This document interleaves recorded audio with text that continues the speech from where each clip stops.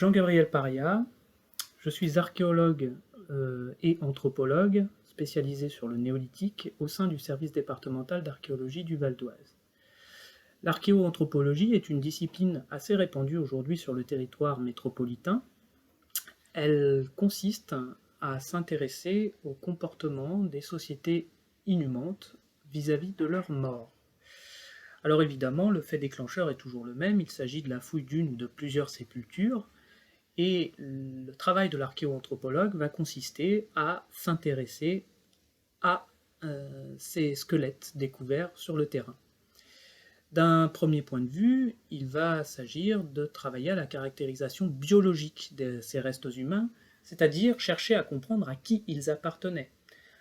Donc, il existe un certain nombre de méthodes qui permettent de déterminer l'âge, le sexe et l'état sanitaire d'un individu, puisque certaines maladies peuvent laisser un certain nombre de traces sur les ossements. Je pense notamment à des maladies comme la tuberculose. Un autre volet du travail de l'archéoanthropologue consiste à reconstituer les gestes qui ont conduit à l'ensevelissement ultime d'un squelette.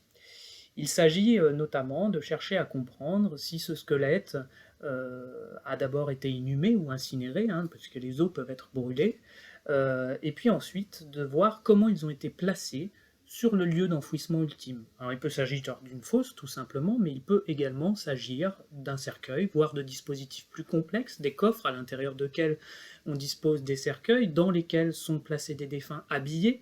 Donc le travail de l'anthropologue va vraiment consister à chercher à comprendre tous ces aspects qui ont conduit à l'enfouissement.